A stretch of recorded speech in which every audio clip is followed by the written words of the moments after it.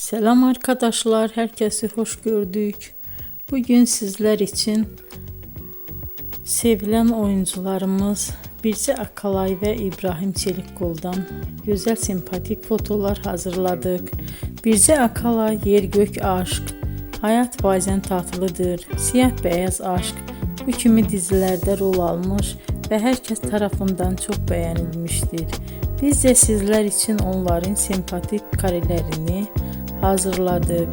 Yeni videolar görmek istiyorsanız kanalımıza abone olup bol bol yorum yazmayı, sona kadar izlemeyi unutmayın.